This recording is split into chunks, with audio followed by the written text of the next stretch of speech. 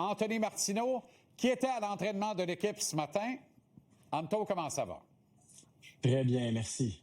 Alors, Martin s'est énervé un peu à l'entraînement ce matin. Je trouve erreur, c'est la 3e fois de la saison quand même. Là. Puis Jésus n'est pas arrivé encore. Là.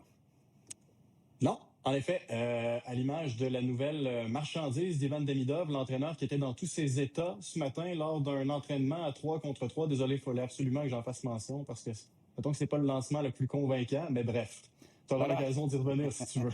Va te dire une affaire, c'est Demidov. Fait que, il va en vendre à peu près comme Méo vendait du gaz. Il n'y a pas de danger. Je pense que oui, c'est correct. Au moins, c'est Ivan Demidov. Alors, l'entraîneur qui s'est énervé. Et s'est énervé pourquoi? On a les images. Là, je vous laisse juger par vous-même du niveau de non-satisfaction de l'entraîneur. C'est un exercice où les joueurs évoluent à 3 contre 3. On leur demande de l'intensité. On leur demande surtout de bien gérer la rondelle.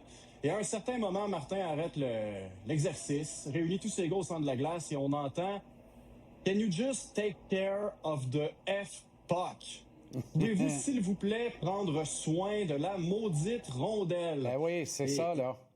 Alors, les joueurs ont compris. C'était mieux après, mais on a quand même vu un Martin Saint-Louis beaucoup plus vocal par la suite. Ne se gênait pas pour aller voir des joueurs individuellement et leur dire que, bon, c'était pas comme ça qu'ils voulaient que ça se passe, mais c'est correct. Le coach est investi, les joueurs sont réceptifs, puis je pense qu'on veut surtout se sortir de cette... Parce que même si, faut le rappeler, Jean-Charles, l'équipe a gagné contre Winnipeg, mais si tu regardes les 10-12 derniers matchs, c'est pas un bilan positif. Alors, c'est correct qu'il y ait de l'intensité. Jakub Dobeš, par ailleurs, sera le gardien d'office demain contre des Leafs qui, encore Mathieu sont affamés. Alors, bien hâte de voir ce qui attend les hommes de Martin Saint-Louis demain, moi. OK. Juraj Slafkovský est en voie de réaliser une saison plutôt rare parmi les attaquants de la Ligue nationale. Absolument. Écoute, présentement, le rythme de Juraj Slafkovský, on parle de 28 buts s'il maintient le cap, mais également de 151 mises en échec. Et au cours de la dernière saison, combien de gars ont réussi ce combo-là? 28 buts et 150 mises en échec ou plus. Il y en a 3, et ce ne sont pas des pieds de céleri. D'abord, Tom Wilson. Ensuite, Brady Tkachuk. Et pour conclure, Philip Forsberg. Mais moi, ce qui m'intéresse, c'est surtout l'âge de ces 3 gars-là. 31 ans, 26 ans et 31 ans. Et Slafkovský en a seulement 21. Alors, est-ce que le gars est parfait? Absolument pas. Mais quand il fait partie d'un groupe aussi sélect d'attaquants de puissance, malgré son jeune âge, ben moi, ça me parle. Et peu importe le trio sur lequel il a évolué cette année, même si les critiques viennent et s'en retournent et reviennent, eh bien, le trio a été bon. Alors, j'ai questionné quand même Mike Matheson et Lane Hudson sur leur perception de cet effet quand même assez rare, qu'on le veuille ou non, chez Juraj Slafkovský.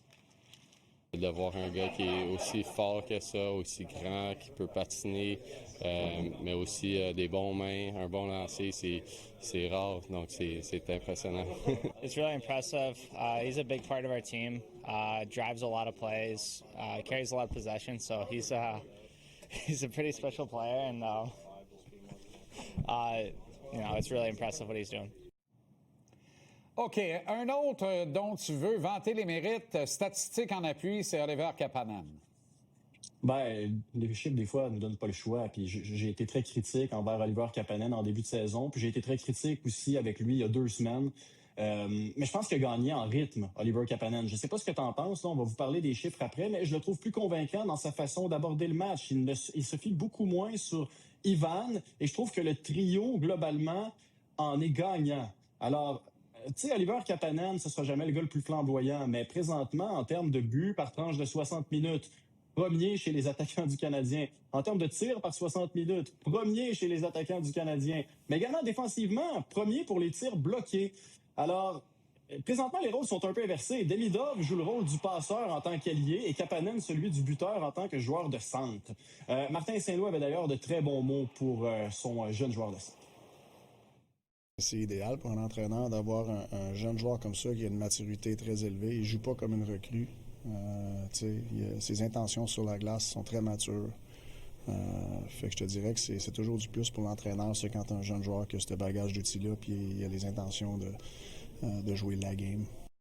Voilà pourquoi des gars comme ça jouent 10, 12, 15 ans dans la Ligue nationale, parce que là, ils ont reçu tellement une bonne formation, une bonne éducation. Voilà ce que le hockey amateur québécois ne fait plus, que les Finlandais ont compris il y a 25-30 ans.